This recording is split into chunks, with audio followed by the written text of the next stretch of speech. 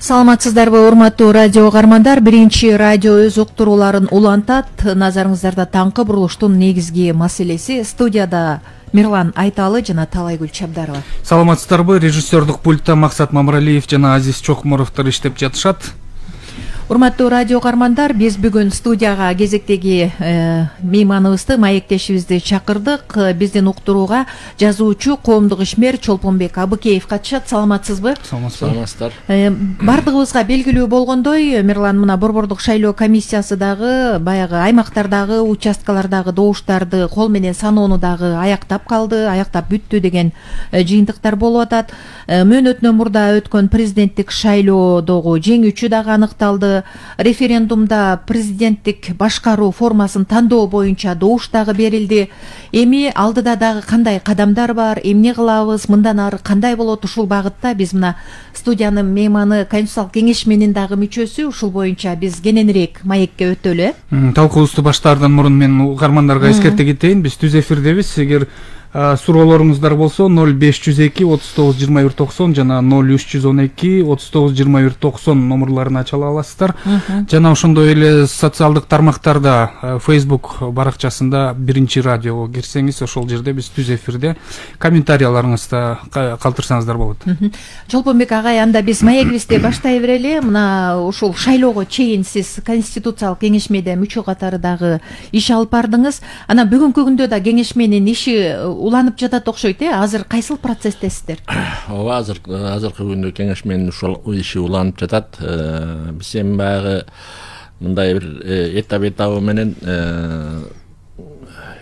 юридикалык экспертизаны өткөрүп турабыз да. Анткени баягы 3 секцияга бөлүнүп иштеп атат да. Анан ошондо баягы юридикалык карама-каршылыктар чыгып калып жүрбөсүн деген максат менен эксперттерге берип турабыз. Мына азыркы күндө эксперттер баягы оңдолуп түзүлгөндөрдүн арасынан юридикалык карама-каршылыктар жаралып калбасын деп азыр эксперттер иштеп атат. Ушул кийинки жумадан баштап кайра Конституциялык кеңешме өзүнүн ишин баштайт го. Жакшы экен. Мына биз президенттик башкаруу формасын тандап албадыкпы?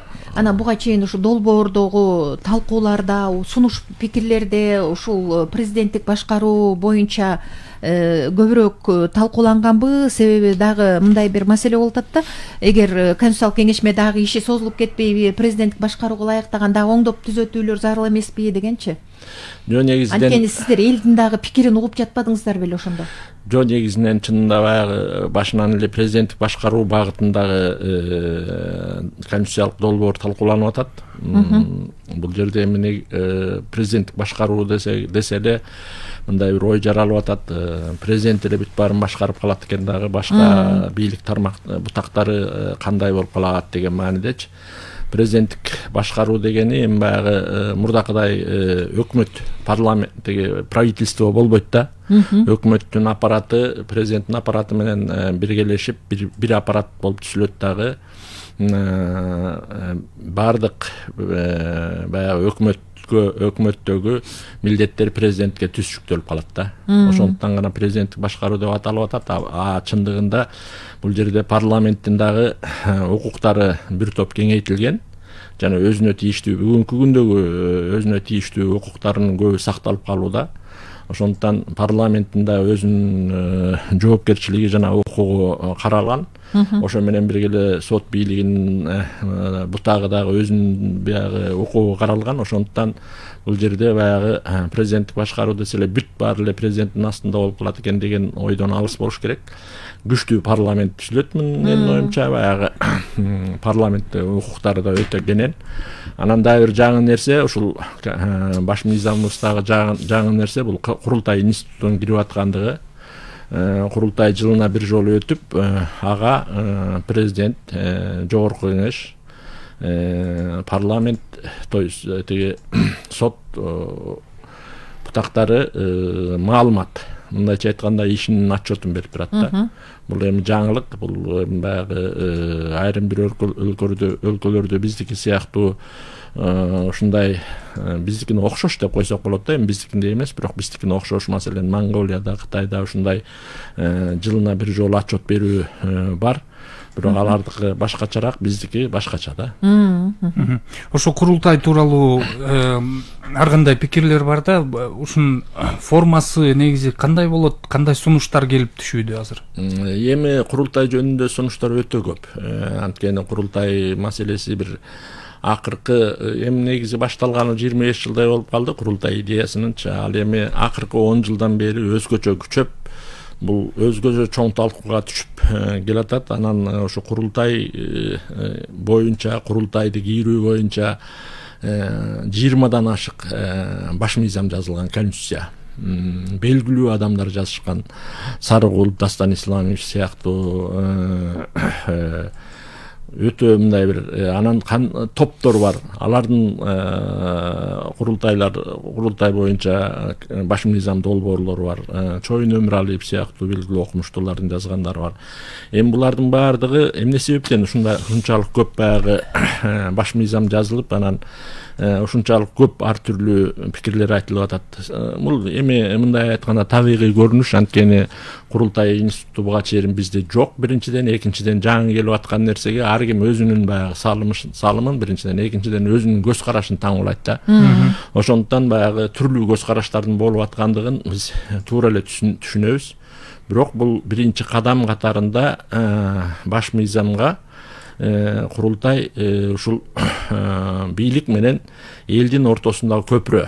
Мындайча айтканда, эл менен бийликти байланыштырып тура турган бир коомдук мындай уюм катарында кирип атат да. Мунун артыкчылыгы баягы курултай жөнүндө конституциялык мыйзам кабыл алынат. Анан ошол конституциялык мыйзамда курултай жерлерден кандай болуп, анын өкүлчүлүктөрү кандай болуп шайланып келет, анын курултай кандай негизде өткөрүлөт, ошол мыйзам менен аныкталат да. Эми азырынча баягы мыйзам долбоорлору буга чейин деле бар болчу. 2 мыйзамдын долбоору жогорку кеңеште каралып, бирок биринчи окуудан өтүп, анан андан токтоп калган буга чейин деле. Ошол мыйзамдарды эми жаңысын карап, мындай жаңы иштеле турган болгондуктан астына ала мен курултай моорекиндей болуп, эртең ушундай негизде ишке кирет деп так айта албайм. Анткени анын келечектеги мыйзамдар көрсөтөт да. Чолпонбек агай, сиз мына социалдык тармактарга ошол президенттик башкаруу дегенде бул жоопкерчиликтүү башкаруу деп атабайлыбы деген ойду айттыңыз да.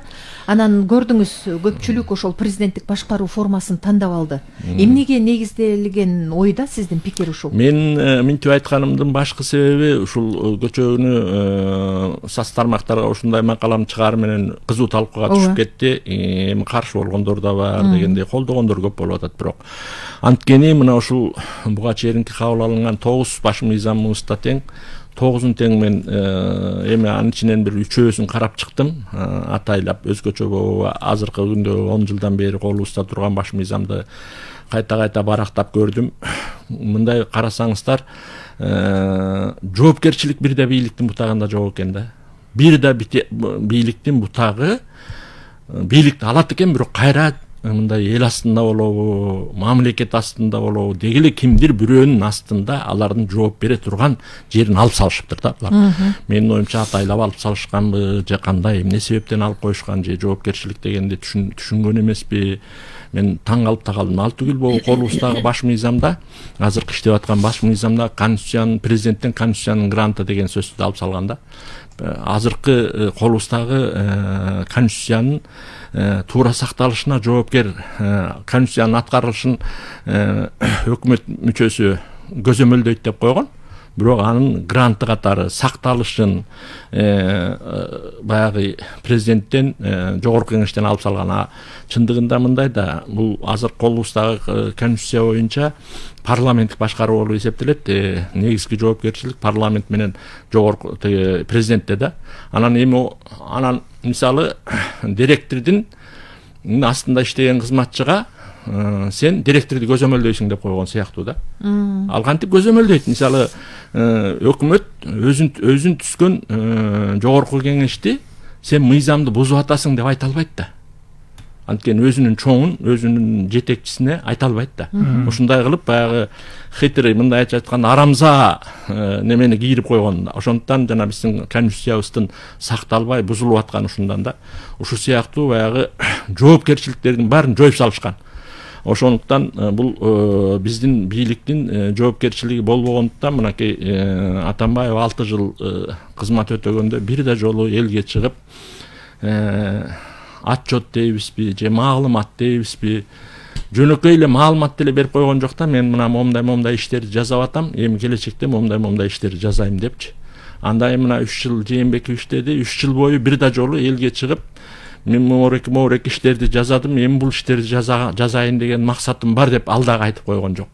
Жогорку кеңеш мына 6-жылга иштеп кетип атат. 6 жылдан бери бир да жолу элге кайрылып биз мына жогорку кеңеш моорекинде момундай иштерди жасадык, эми моорекинде иштерди келечекте жасайбыз дегенди айтып койгон жок. Ошондуктан мунун баардыгы баягы жоопкерсиздик, өзүм билемдик да. Ал эми азыр колдогу долбоордо мындай эмес. Колдогу долбоордо булар жыл сайын отчет берип турушат да. Бул жоопкерчилик да. Эң башкысы жоопкерчилик. Мына Садыр Нуркожоевич деле баягы талапкер болуп президенттикке талапкерлигин коюп элди кыдырып жүргөндө кайта айтып атпадыбы? Мен жыл сайын элге чыгып отчет берип турам. Мен отчет бергенден коркпойм депчи. Ошо сыяктуу эле мына жогорку кеңеш дагы жыл сайын элге отчет берет.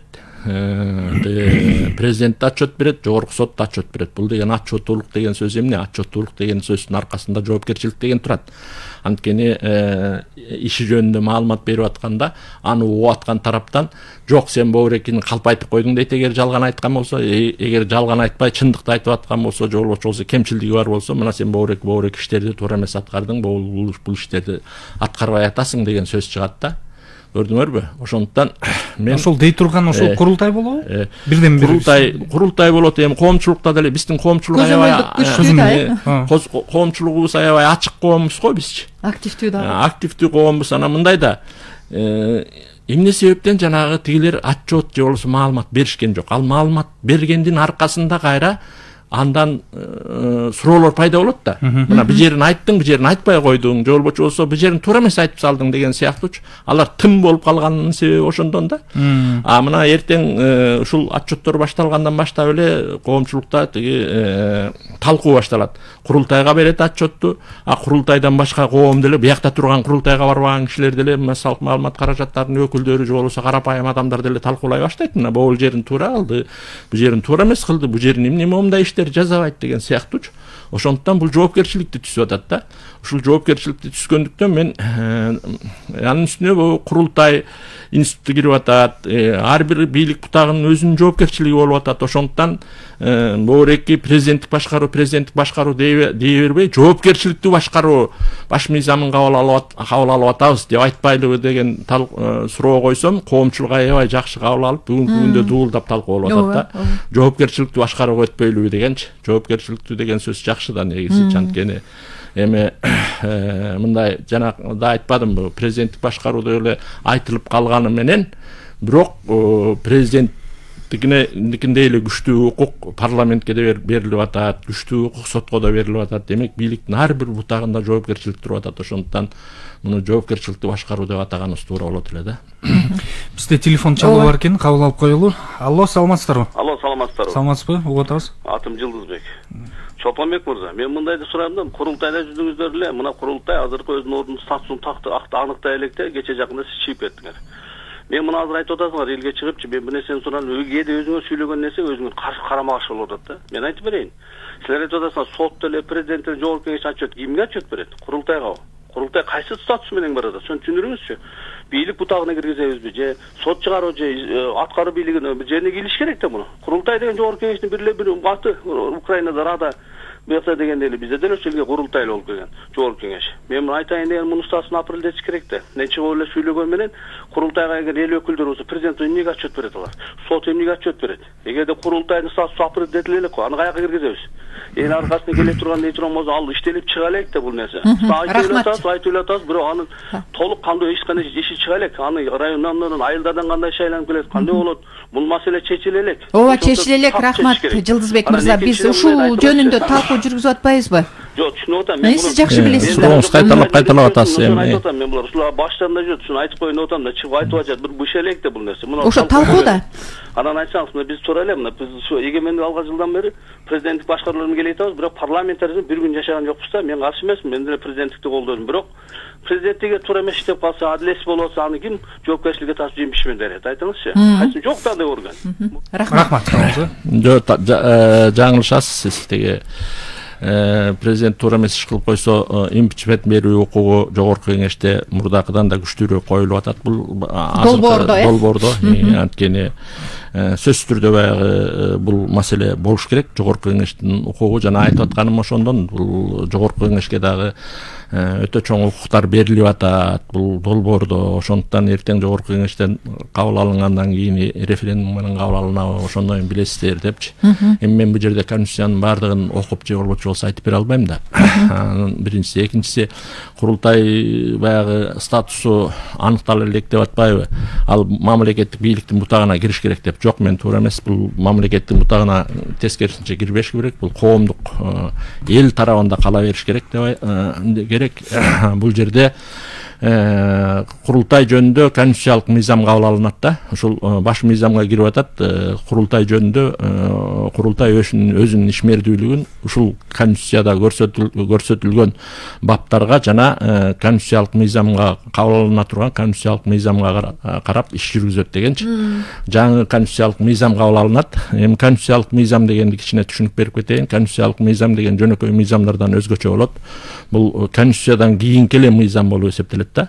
Ошондуктан конституциялык мыйзам башка мыйзамдардан күчтүү болгондуктан ага оңой менен өзгөртүүлөр кирбейт. Биринчиден, экинчиден конституциялык мыйзам сөзсүз түрдө аткарылат да. Ошондой менен артык болуп эсептелет. Анан эми туура эми баягы мен азыр курултай кандай болуп шайланып келет, кантип баягы анын баарын айтып бул жерде бир күн кечке айтышка туура келет. Аны азыр талкуулуу болуп атат. Азыр жок, эми конституциялык мыйзам кабыл алынгандан кийин анын айылдан бери кандай болуп шайланып келеринин баардыгы ошол мыйзамда көрсөтүлүп, механизмдер. Ал механизм да. Ал эми тиги курултайга эмне себептен отчет берет деген түшүндүрмө берип коеюн. Курултайга отчет берет деген себеби мисалы бүткүл аймактардан келген мисалы 1000ге жакын өкүлчүлүк бул элдин өкүлү болуп эсептелет. Элдин өкүлү, мындайча айтканда элдин үнүн угуп кайра элге жеткизе турган өкүл. Жана мен курултай эл менен бийликтин ортосунда көпүрө болот дегеним ошондон да. Алар ошол курултай 2 күн өтө, 3 күн өтө, ошол 3 күн өтүп аткан учурда гана укукка андан кийин кайра элге барып отчет бергенден кийин алардын укугу бүтөт. Мисалы депутат же болбочу болсо бир мамлекеттик кызматкер катары мен курултайдын өкүлүмүн, мен момундай укуктарым бар деп айта албайт да. Эми мунун баары тиги конституциялык мыйзам менен аныктала турган нерсе. Алардын бир милдети мисалы айылдан шайлап туруп бир өкүлүн жиберсе, ал кайра баргандан кийин кайра ошо өзүнүн шайлап жиберген адамдарга жолугуп, курултайда могу маселелер каралды. Мынакей президент момундай отчет берди, жогорку сот мындай отчет берди, жогорку кеңеш мындай отчет берди деген баягы маалыматын берет да. Ушул сыяктуу өзгөчөлүктөр бар. Угармандар бар. Бизде телефон чалып бар экен. Алло, саламатсызбы? Алло, саламатсыздар. Угуп атабыз сизди. Бул ишинин эмесине мен көбүнө кошулам. Мен бир эле нерсем да баягы айтып атканда биз президенттин жоопкерчилигин, жогорку кеңештин, анан жогорку соттун жоопкерчилигине карап атабыз.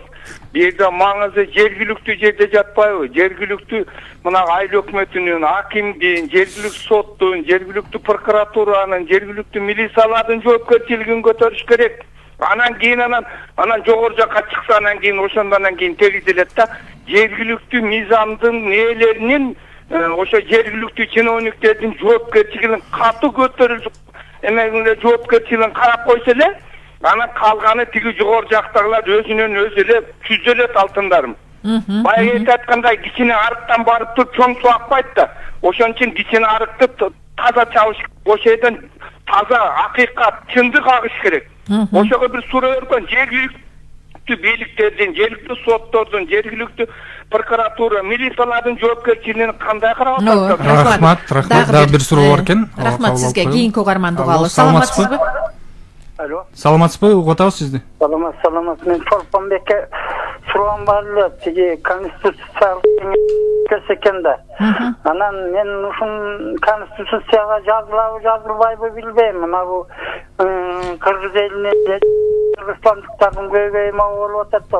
Куштар төрөлгөндөн баштап тентеңдеп жарыкчылыкта үй салам деп жер ала албай, жер алып бир күнү о дүйнөгө кетип калат да. Тыныч жатайын деп. Ошондо да тыныч жата албайт. Жатайын десе 2 чарчы метр жер ала албайт байкуштар. Аны да бизнес курбай шупурда бит. Ошону өлгөн кишиден бизнес курбай эле бекер берип койсо эмне болот? Ошо 2 чарчы метрде. Ушуну конституцияга тууралап жазып койсоңуз, Кыргыз элинин соогуна калат элеңиз. Сокпойбек, рахмат. Рахмат сизге. Эми бул биринчи суроо жанагы жергиликтүү бийлик жөнүндө конституцияда каралып атат. Бул баш мыйзамда жергиликтүү бийликтин формасы эми азырынча өтө катуу талкууда туруп атат. Жергиликтүү башкаруу боюнча адистерди чакырып талкуулап атабыз. Анткени чын эле баягы жергиликтүү бийликтин күчөтүү өзгөчө жанагы бир айылдык депутаттар бир 10 депутат биригип айыл өкмөтүн шайлап коюп атканы, анан айыл өкмөтүнө туура эмес адамдардын келип калып атканы тууралуу өтө чоң талкуулар жүрүп атат азыркы күндө. Мен азырынча мына ушундай болду деп айтканым туура эмес болуп калат. Анткени азыркы күндө да талкууда деп атпаймынбы? Бул маселе каралып атат, бизде кызуу талкуу жаратып каралып атат. Бирок негизинде жергиликтүү бийликтин системасы, башкаруу системасы бүгүнкү күндөгүдөй болбой өзгөрөт. Сөзсүз түрдө өзгөрөт да. Жоопкерчилиги жогорулайт. Ал жыл сайын бир жолу ошол өзүн башкарган элине отчет берип тура турган жоопкерчилик каралат. Жергиликтүү курултайларга отчет берип туруу жагы каралат. Бул бекитилип атат. Анан ошол жетекчилигин жанагы маселен айыл өкмөттүн башчысын шайлоо же болбочу бекитүү маселелери азырынча талашта туруп каралып жатат да.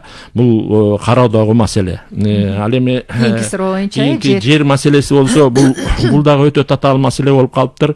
Деги эле жалпы Кыргызстан боюнча эле эң чоң көйгөй экен. Себеби ушул баш мыйзам талкууланып аткандан бери эле жерлерден өтө көптөгөн каттар келип атат. Ушул мисалы там салганга, үй салганга жер ала албай жүрөбүз. Эми биз үй салып бир жерлүү болуп мындай бир өзүбүздүн тамыбызды салганга мүмкүнчүлүгүбүз барбы деген сыяктуучу.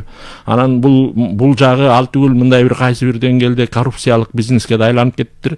Ошондуктан биз муну дагы карап атабыз. Бүгүнкү күндө бул дагы чоң талкууда турат. Негизинен бул маселен жергиликтүү немен айыл өкмөтү менен рай аким дейбизби, ушулар аркылуу сунуш берилип чечиле турган жагына өтүп атат да. Мындайча айтканда мурдагы сөзсүз түрдө эле премьер-министрдин колу менен баягы уруксаат берилип, анан ансыз берилбей деген сыяктуу нерселерди алуу жагы каралып атат. Муну укукту ушул жергиликтүү бийликтин өзүнө берели.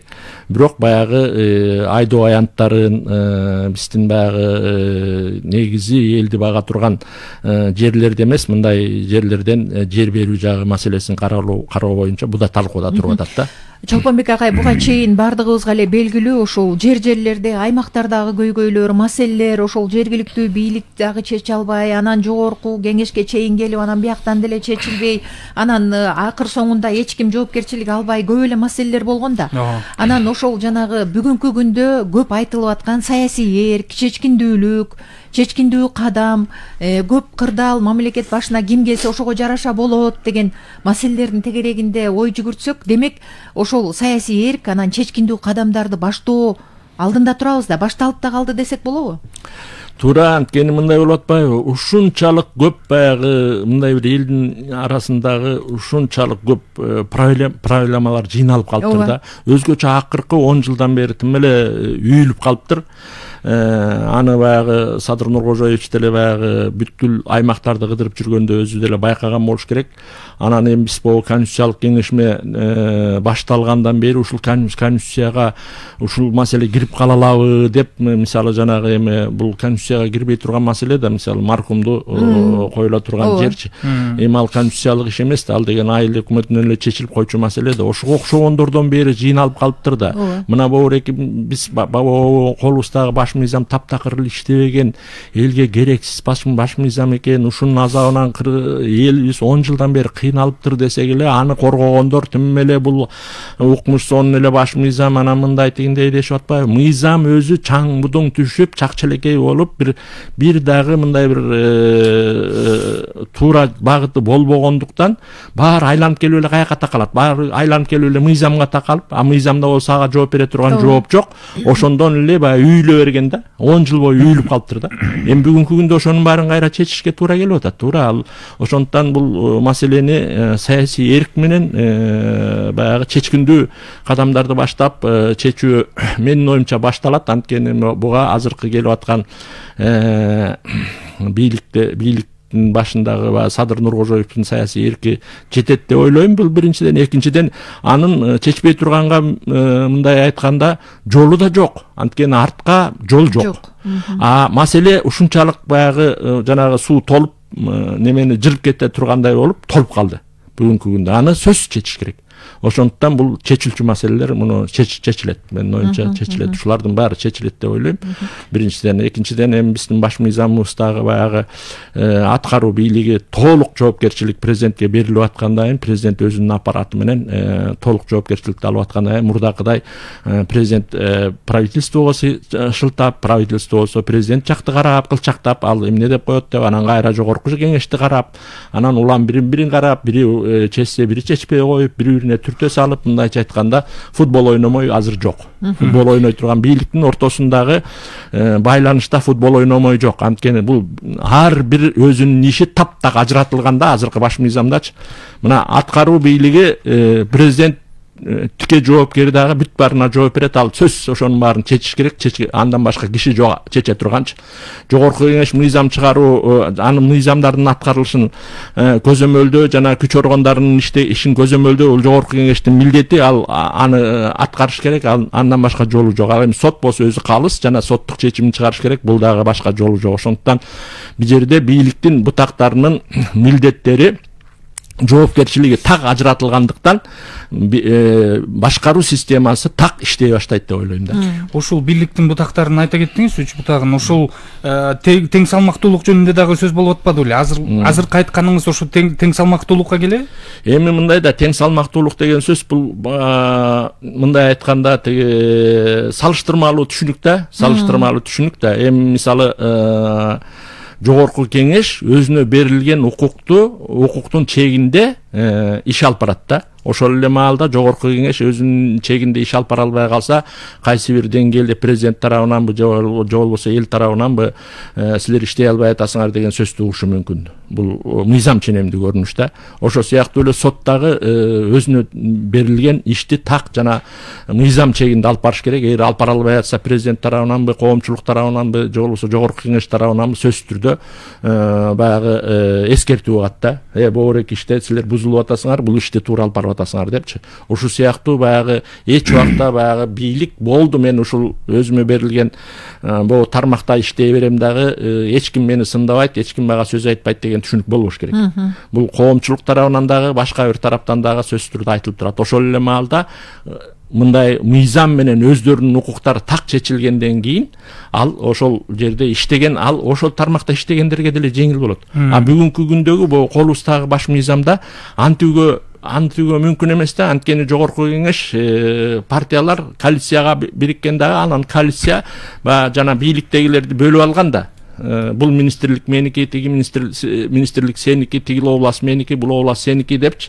Андан кийин алар премьер-министрди бекиткенде дагы коалиция чогулуп туруп, анан премьер-министрди шайлап коюп атпайбы? Андан кийин премьер-министрдин астындагы министрлер ар кайсы коалициядан келишкен да. Ошо менен баягы чачкында, мындай айтканда, биринчи премьер-министрдин айтканын аткарсамбы дейт, же коалициядагы аткарсамбы дейт. Ошол аны сас келгенси президенттен дагы баягы кийлигишип алган да. Ушинтип мындай айтканда баягы улам бир жакты карап, правительствонун иштей албай жүдөп аткан ошондон болуп калган. Өзүнө берилген укук так ажыратылган эмес.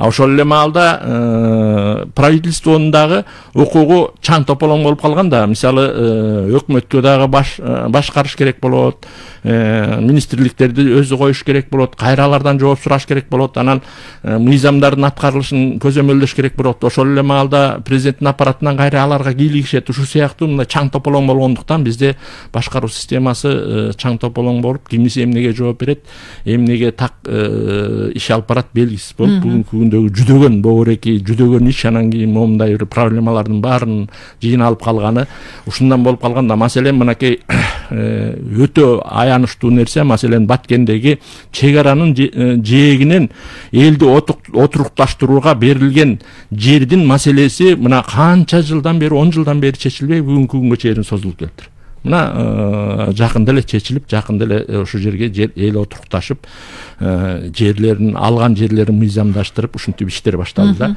Ушул сыяктуу эми жөнөкөй маселе, аманы правительствого алып келип, правительство болсо кол койбой, ары чоюп, бери чүйүп, ошол жерде отурган эле бир жөнөкөй эле бир бөлүм башчы бала элдин баарын кыйнап, ойнотуп, ушундай боло берген да. Жоопкерчиликти эч ким алгысы келген эмес да. Баягы жалпак тил менен айтканда крайний болуп калбайын деп эле бири-бирине түртө беришкен да. Азыр биз реалдуу кырдаалга карай турган болсок, мына президент ишке киришсе, инаугурация болсо, конституциялык реформа болуп, жаңы конституция кабыл алынганга чейин да иш керек да, иштеш керек. Ошол учурда мисалы чечкиндүү кадамдар деп атабыз, жаңы келе турган президент көп мындай алдыга милдеттерди коюп атат деп атабыз. Аны ишке ашырууда дагы бир команда керек да, кыска мөөнөттө болсо дагы. Премьер-министр дагы керек. Анан ушундай учурда элдин үмүтүн актай турган чечкиндүү кадамдарды жасоодо күчтүү команданын келиши дагы таасирин тийгизеби? Сөзсүз түрдө, сөзсүз. Баягы Сталин бекер айткан эмес, кадр баардыгын чечет депчи. Бул кадрлардан, күчтүү кадрлардан келе турган бийлик күчтүү кадрларды өзүнүн айланасына топтогондон качпашы керек, коркпошу да керек да. Буга чейинки эми ачыгын эле айта берейин, көп учурларда ушул бийлик башына келген адамдар күчтүү адамдардан эртең мунун аты эл арасына мунун аты чыгып кетет, анан бул өзүнүн күчү менен атак даңкы алып кетет, анан ушунун атак даңкы менен менин атак даңкым басайып кетет деген сыяктуу көз караштар менен өзүнүн айланасына күчтүү кадрларды топтогондон коркушкан жетекчилер да болгон. Мындай болбош керек. Анткени күчтүү жетекчи өзүнөн да күчтүү жетекчилерди кызматка алгандан коркпойт да. Анткени ал күчтүү адамдар келсе, баары бир алардын иштеген иши ошол башындагы жетекчиге тийиштүү болуп кала берет. Ошондуктан коркпой, тартынбай күчтүү кадрларды алгандан тартынбашы керек. Бул биринчиден. Экинчиден эми биз баарыбыз эле ушундай бир элде бир мындай байкасам бир түшүнүк пайда болуп атат да. Эртең инаугурация болуп эле Садыр Нуркожоевич президент болуп отурары менен эле заман башка болуп эле баары укмуш өзгөрүлүп кетет дегенде эч андай эмес. Бул антип үмүттөнгөнүбүз туура эмес болуп калат. Садыр Нуркожоевич бул сыйкырчы эмес. Сүү деп туруп эле баардык жашоону оңоп салгыдайчы. Абалыбыз болсо оор, экономикалык кырдаалыбыз да оор, психологиялык кырдаалыбыз да оор. Баардык тарабынан оор кыйынчылыкта президент болуп келген атат да. Ошондуктан бери болгондо 1 жылга чейин өтө кыйын абалда болобуз. Ошондуктан элдин баары эми инаугурация болуп президент болуп отурары менен эле сонун болуп кетет дегенден алысыраак болгондору жакшы. Анткени мына бул конституциянын баш мыйзамды кабыл алуу процесси турат. Бул процесс бүткөндөн кийин жогорку кеңешти шайлайбыз. Парламенттик шайлоо өтөт. Парламент мына ошентип деди, июнга чейин барып калабыз. Июндан кийин парламент өзү иштесе 1 ай иштейт, андан эле кайра жаңы келген парламент каникулга тарап кетет. Кайра эле тети сентябрга түшүп калган атабыз. Анан сентябрдан баштап мына иш башталат да. Парламент толук өзүнүн кандуу иштей баштайт. Ага чейин тети парламенттик шайлоо өткүчөктү аппарат башкаруу аппаратын ишке орноштурууда кыйын. Анткени баардыгын толук алган күндө анын ичинен балким депутат болуп кетем дегендери депутат болуп кетип калышы мүмкүн, депутатка кетип калышы мүмкүн. Ошондуктан мындайча айтканда ушул бийликтин бутактарын формировать этиш, топ бийликтин бутактарын толук кандуу бийлик механизмин толук иштей башташы ушул күзгө барып калат. Сентябрга чейин барып калат да. Андан кийин анан ал өзүнүн баягы жыйынтыктуу ишин бере баштайт. Ошондуктан биз бул келаткан жылыбыз оорураак жыл, өтө оор жыл. Муну баардыгыбыз бүт кыргыз эли түшүнүшүбүз керек. ошого түшүнүү менен мамиле жасашыбыз керек. Туура эми бийлик ага карабай ага чейинки баягы негизги маселелерди чече берет четинен. Бирок баары бир бийлик толук кандуу иштемейинче мындай бир баары толук кандуу иш жүрбөйт чалыныштар боло берет. Мисалы мына саат деп коелучу, сааттын бир эле артыкчылыгы анын ичинде механизминин туура иштегендигинде. Эгер ал туура иштесе, саатты убакытты туура көрсөтөт. Эгер деле ошонун ичинде бир механизми туура эмес иштеп калса, анда тетиги туура эмес иштеп калса эле же ал саат токтоп калат, же артта калат. Ушундай болуп баягы өзүнүн убакыт көрсөтүү милдетин аткарбай калат да. Бул ал эми бийликтин механизми деле ошондой. Өзүнүн ичинде бир тармагы жакшы иштебей койсо, экинчи тармагына сөзсүз таасир тийгизет. Ушул жерден суроо пайда болуп атат, Чолпонбек агай, ошол сентябрга чейин барат экенбиз деп айрымдар мындай ошол учурду, кырдаалды пайдаланып калайын, ичип жеп калайын, коррупциялык элементтерди дагы жайылтып калайын дебей, тиешелүү түзүмдөр элди көп нааразы кылган. Ушул коррупцияга каршы күрөш ушул темпте улана бериш керек го дейм. Жок, коррупциянын бул жерде коррупция менен күрөшүүгө бул жерде тиеше жок. Анткени коррупция менен ал күтпөйт, эртеңден эле башталат. Ал коррупция менен күрөшүү мынакей Садыр Нуркожоевич кызматка келгенден бери башталган. Бүгүнкү күндө улам барган сайын күчөп баратат. Эми дагы күчөйт. Ал инаугурация өтүп, президенттик орунга отурганда андан да күчөйт. Анткени ал тармак, ал башка тармак. Анткени ал мисалы жанагы УКМК деп коюп атабыз, Ген прокуратура дейбиз. Ал өзүнүн иштей берет. Күч түзүмдөрү ал иштей бере турган тармак. Финтбол булар иштей бере турган тармак. Аларга коррупцияга жок кылышка аларга эч ким тоскоолдук кылбайт. Ал жогорку кеңештин шайлоосу деле тоскоолдук кылбайт, тескерисинче аларга пайдасын тийгизет. Ошондуктан бул коррупция менен күрөшүү маселесине мындай айтканда токтоосуз жүрө берет деп ойлойм. Эми мен ушул жалпы эле ошо кыргыз элине кайрылып өтөт элем. Ушул коррупционерлер эмтеден эле өздөрү эле келип эле төгүп акчасынчы мойнуна алып эле ушул коррупциядан мен коррупциялык кылып койгонум чын деп эле айылдан баштап теги республикага чейин коррупционерлер бүгүнтөн баштап эле алдын ала аракет кыла бериш керек. Анткени коррупция менен күрөшүү башталды. Муну бийлик да токтото албайт. Мындай бир суунун толуп калган, жырылып кеткен сыяктуу болду да. Эми аны токтотсо коомчулук да жанын койбойт. Маселен эми Кыргызстан чакан мамлекетпиз да. Маселен бир коррупционерге тийип, экинчи коррупционерге тийбей койсо эле чырылдап чыгат. Ай, баланчаны сен коррупционер деп кустурдуң, камадың, а тигил баланчаны эмне камабай койдуң деп элечи. Маселен мынакей Жээнбековдун эң эле жаман, бүт элге жаман көрсөтүп кыйнаган эле жанагы Райым Миллион болду да. Жээнбеков сени Райым Миллионду эчтеке кыла албайсың, а башкаларга болсо эмнеге тийишип атасың деп эле аны кууратпады. Анан ошо сыяктуу баягы коррупция бул маселесинде мына кайта сүрөттөрүн деле чыгарып атышат, фамилияларын чыгарып атышат, аты жөндөрүн чыгарып атышат. Ошо кишилердин баары эртең куза баштабаса, анда эл бирөөсүн болбосо бирөөсүн тигине аяп коюп, муну эмнеге камап атасың деп эле сөз чыгарат. Бизде ачык коомбуз да биз деген. Чолпонбек мырза, өткөндө неме кылып азыр биз келечекте сөз кылсак, ушул 11 январда шайлоонун эртеси күнү эле Садыр Жапаров элге кайрылуусунда айтты да, сиздерден бир эле нерсени каалайм, ишенич депчи. Анан ушу биздин коом өзү мындай акыркы жылдарда мындай ыдыранып майдаланып кетпеди, бөлүнүп аябай жаман адатка айланды да. Анан ушул президент институту ушул коомду консолидация мындай бириктирүүчү бир элемент катары кабыл алсак болобу ушул президент институтун? Эми бул жерде бир чоң нерсе турат. Президент институту дейбизби, башка институт дейбизби, деги эле мамлекеттик идеология болуш керек да. Бул мамлекеттик идеология мындай айтканда элдин аркасынан ээрчип албай, элди астына түшүп ээрчитиш керек. Жүргүлө бияка, боякта жакшы жашоо бар деп. Мисалы, коммунисттик идеология ушундай болчу да, келечекте биз коммунизм курабыз, мондай жыргал турмушка жетебиз дечү. Ошо менен биз аш жылаңач болсок деле, кийимибиз жыртык болсо деле, курсагыбыз чала тойсо деле кыйкырып иштеп жүрө берчүбүз да. Келечекте Кудай буйрса сөзсүз коммунизмге жетебиз деп, коммунизм курабыз деп элечи. Дегил ушундай шайыр болчубуз, жашоодо мындай бир түйшүк жок болчу. Биз муун көрүп калдык да. Элестетип келечекте мен көрбөй калсам балдарым көрөт деп элечи. Анан ошо сыяктуу баягы бийлик дайыма элдин астынан түшүп алып жүргүлө, боякта жакшы жашоо бар, бул ашуудан ашсак эле жакшы болот, туура ашуудан ашыш кыйыныраак, мынакей өргө чыгып баратабыз, ушул ашуунун жолу татаалыраак болуп атат, бирок биз астыга кетебиз деп элди ээрчитиш керек да. А буга чейинки бийликтер эмне болду? Буга чейинки бийликтер же астыга түшпөйт, же аркасына түшпөйт, кое бербейди да. Анан биз талаада эле туш тарапты карап эле кимибиз каяка барарды билбей, ар кимибиз ар нерсени сүйлөп эле, бирөөбүз саска барып тыгылып, бирөөбүз токойго кирип кетип адашып, бирөөбүз болсо тиги чөлдө калып эле ушинтип эле темтеңдеп жүрдүк. Буга чейинчи.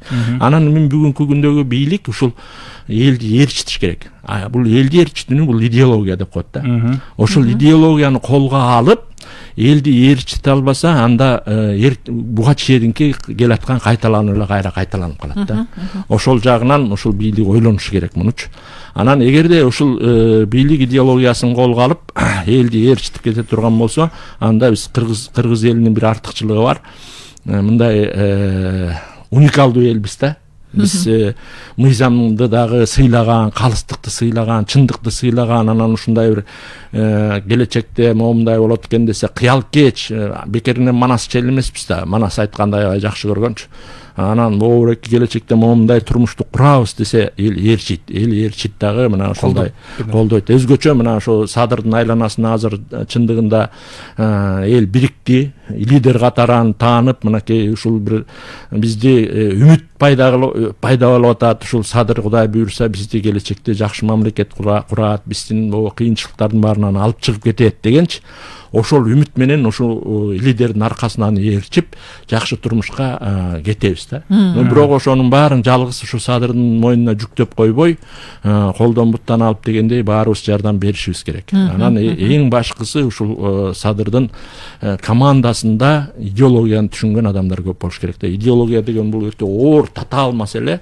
Аны маселен мен ушун таң калганым, ушул бир Сталинге дайыма таң калып келем. Сталин ушул идеологияны күчтүү түшүнгөн адам болгон да. Ошондуктан коммунисттик идеологияны түзө алган, ошол коммунисттик идеологияны түзө алгандан СССРда империя кура алган да. Рахмат, бизде телефон чалуу бар экен, кабыл алып коелу. Алло, саламатсыздарбы? Алло. Угуп атабыз сизди. Саламатсыздарбы? Саламатсызбы? Ореки конституция деп атасыңар да, президент деп атасыңар. Ушул сөздөр бизге жат сөз болуп атат да, жана отрицательный орустарда айткандай болот. Президент деген уксаң азыр президент дегендер толтура да. Анан жана колхоздун тиги бригадир деген сыяктуу эле кабыл алып атат эл. Ушуну президент дебей эле тиги хан дейсиңерби, же бир кыргызча которбойсуңарбы, каган дейсиңерби, же башбакан дейсиңерби, же би дейсиңерби. Анан жана конституцияда которбойсуңар бир кыргыздын тилинде болот. Кыргыздын эмеси мыйзам жыйнагыбы, же эмне, ошондо мындай элге мындай деме болот да, түшүнүктүү болот да, анан тиги жана бийликтегилер дагы мындай жоопкерчиликти алат. Анан алар өзүлөрү түшүнбөй атат. Алар келип алып мына ошол жанагы мыйзамдын баарын бузуп аткан бийликтегилер болуп атпайбы? А эл колдоп эле атат. Анан азыр мына мореки радиого келип эле бүт жанагы филологдор, докторлор, тиги жанагы жазуучулар келип эле мактап атат. Эми президент шайланында мактай бербей, элдин кыжырына тийбейби? Мындай тиги тартипти келтирип, тегереңди тазала деп туруп иштеп келет аны. Түшүнүктүү. Чоң рахмат. Шайлоо бүттү. Рахмат сизге. Иштеген киши жок. Бүт эле тил менен да. Рахмат сизге. Биздин ушул радиодагы ушул биздин ишибиз ушул адамдарды чакырып, анан маектешип, бул да иш да. Анан жана мактоо жөнүндө сөз болуп калды. Президенттикке ушул шайлоодо утуп чыккан Садыр Нуркожоевич Жапаров дагы айтпадыбы? Айлана чөйрө бузат деген буга чейин айтылып келген. Мен ошол нерсени да эске алам, өткөндөн сабак алам деп да айтты да. Эми муну ишинен көрсөтөт, азыр иш башталып электе. Биз эми өзүңүздөр көрүп атасыздар, угуп атасыздар, Арыстан алай деле жаңылып эле тиги мен деген мынакей келечекте момунту койдум, периштелердин баарын мага айтты, эртең момундай болот деп эле анысы тескери чыгып калып атпайбы? Анан мен кантип айтам эми тиги же Арыстан алай болбосом же башка болбосом. Мен эртең момундай болот, анан тиги Садыр Нуркожоев момунтуп иштерди алып барып ийет, анан тиги аны эл момунтип мактайт же жамандайт деп кантип айтам бүгүнкү күндөчү. Анан эми мен мактап аткан жокмун, мен аны 80% менен утуп алган, мен утуп алган жокмун да, Садыр Нуркожоевич утуп алды да, туурабы? Анан эл колдоп атканы да чындык да, чындыкты айтып коюу бул мактоого жатпайт.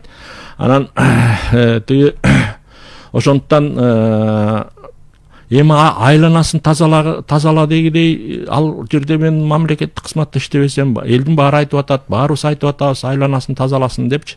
Эми аны дагы ишинде көрсөтөт, аны баарыбыз карап көрүп турабыз. Сиздер да, биздер да чогуу карап көрөбүз. Азыр ачык коом деп атпайбы? Кыргызстанда эч нерсени жашырууга болбойт. Өткөндө бир атактуу биздин коррупционер, ушундай жегич, ууруу бир атактуу бир адамыбыз бар. Ошол деле айтпадыбы? Кыргызстанда азыр жашырып уурдоого мүмкүнчүлүк болбой калды депчи. Ошо сыяктуу азыр Кыргызстанда эч нерсени жашырууга болбойт. Анткени ал түгүл мынакей өткөндө ушунчалык кыргыз эли ачык коомго айланып калдык. Мына өткөндө тиги Акталаадабы, тиги Казарманда бир жанагы түштүк-түндүк жолу боюнча бир көпүрө курулган экен. Ошонун асфальтынан жаракка кетсе, мына момундай сот телефонго тартып алып туруп көрсөтүп атат. Мынакей жаңы эле курган көпүрөңөрдөн жаракка кетти.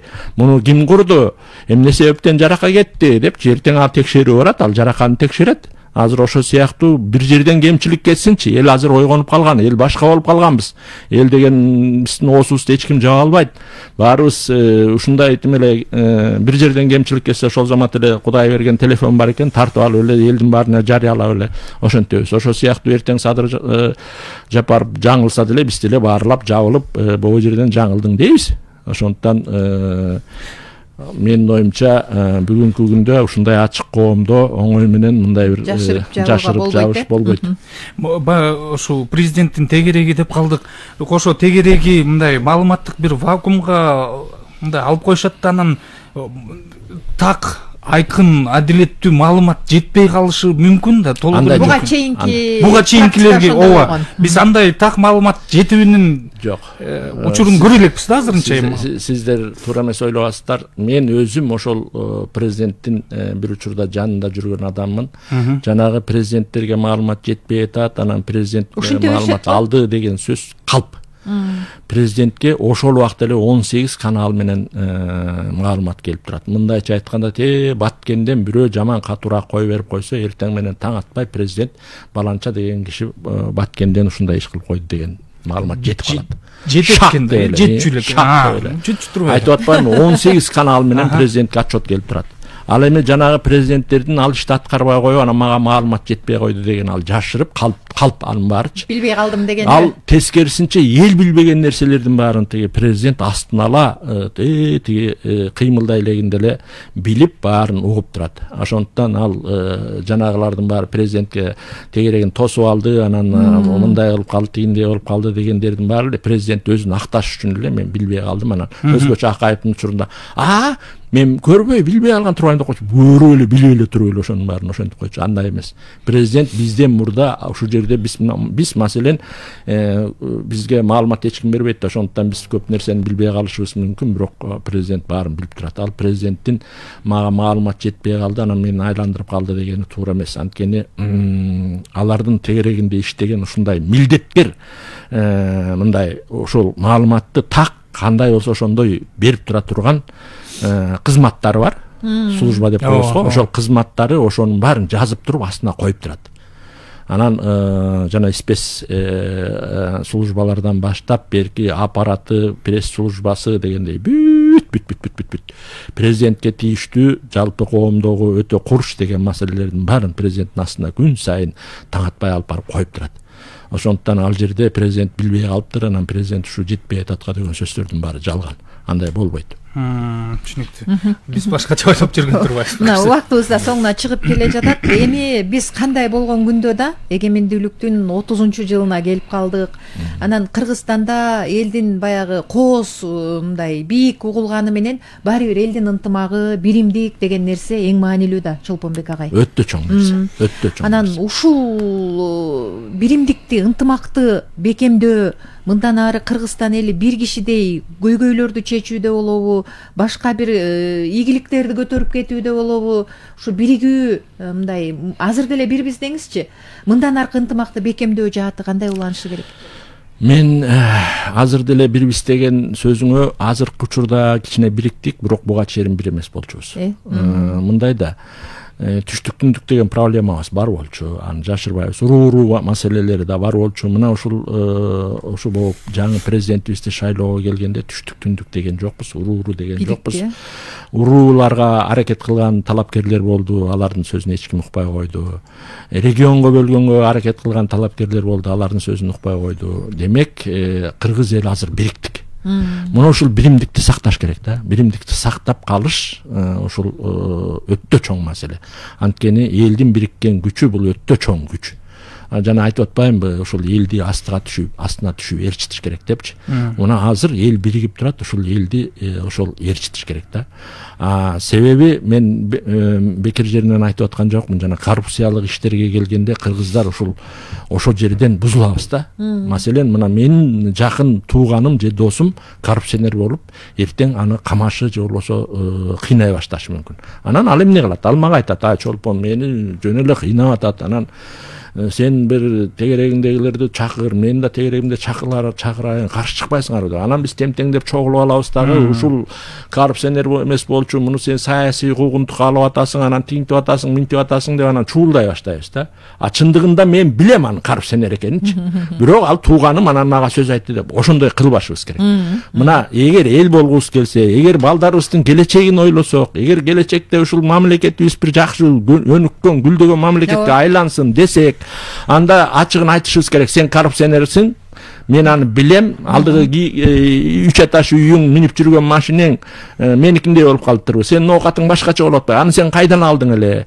Эми коррупционерсиң, кусканыңды кус, төккөнүңдү төк, мойнуңа түшкөн жазаңды ал деп эле бетине ачык айтышыбыз керек. Болбочу болсо мынакей бирөөнүн бир Кыргызстанда эң чоң коррупционерди тиги камап койсо, айлап жол тоскондор болбодубу? Анын коррупционер экенин бүт Кыргызстан билебиз да. Анын өзүнүн туугандары деле билет, баары эле билет коррупционер экенин. Анан андай кылбашыбыз керек. Урматтуу радио угармандар, сиздер биринчи радиодо таңкы бурулуштун негизги маселесин уктуңуздар. Студияда Конституциялык кеңешменин мүчөсү, жазуучу, коомдук ишмер Чолпонбек Абыкеев болду. Режиссердук пультта Максат Мамыралиев, Азиз Чокморовдор болду. Сиздерге рахмат. Саламатта болуңуздар. Программаны Мирлан Айталы жана Талайгүл Чабдарова алып бардык. Кайрадан эфирден жолугушканга чейин саламатта болуңуздар.